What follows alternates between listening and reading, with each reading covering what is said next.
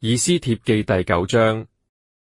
12月，乃亞達月13日，王的諭旨將要舉行，就是猶大人的仇敵盼望轄制他們的日子，猶大人反倒轄制恨他們的人。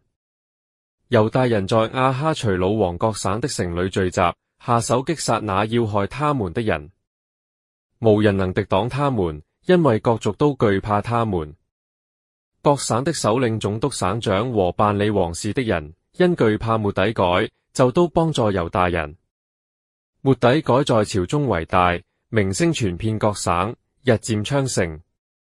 猶大人用刀擊殺一切仇敵，任意殺滅恨他們的人。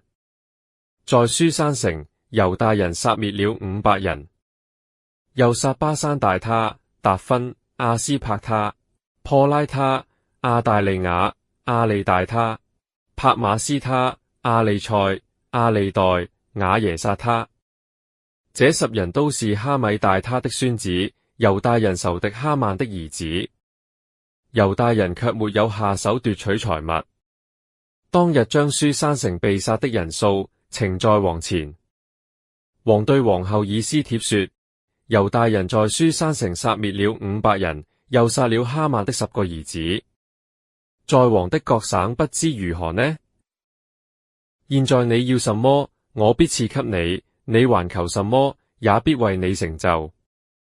以斯帖說：王若以為美，求你准書珊的猶大人，明日也照今日的旨意行，並將哈曼10個兒子的屍首掛在木架上。王便允准如此行。旨意傳在書珊，人就把哈曼10個兒子的屍首掛起來了。亞達月14日，書珊的猶大人又聚集在書珊，殺了300人，卻沒有下手奪取財物。在王各省其餘的猶大人也都聚集保護性命，殺了恨他們的人75000，卻沒有下手奪取財物。這樣就脫離仇敵，得享平安。亞達月13日，行了這事。14日安息，以這日為設筵歡樂的日子。但書珊的猶大人這13、14日聚集殺戮仇敵。15日安息，以這日為設筵歡樂的日子。所以住無城牆鄉村的猶大人，如今都以亞達月14日為設筵歡樂的吉日，彼此饋送禮物。末底改記錄這事，寫信與亞哈隨魯王各省遠近所有的猶大人，囑咐他們每年守亞達月14、15 2日，以這月的2日為猶大人脫離仇敵得平安，轉憂為喜，轉悲為樂的吉日。在這2日設筵歡樂，彼此饋送禮物，周濟窮人。於是猶大人按着末底改所寫與他們的信，應承照初次所守的守為永例。是因猶大人的仇敵亞甲族哈米大他的兒子哈曼，設謀殺害猶大人，製普珥，就是掣籤，為要殺盡滅絕他們。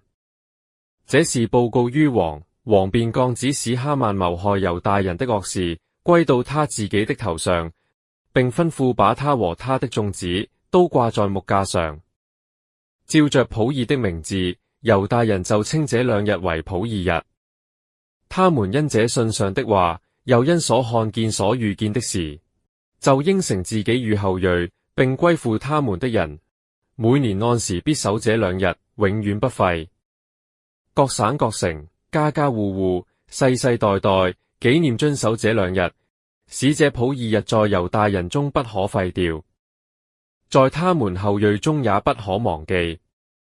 亞比孩的女兒王后以斯帖和猶大人末底改以全權寫第2封信，堅囑猶大人守這普珥日，用和平誠實話寫信給亞哈隨魯王國中127省所有的猶大人，勸他們按時守這普珥日，禁食呼求，是照猶大人末底改和王后以斯帖所囑咐的，也照猶大人為自己與後裔所應承的。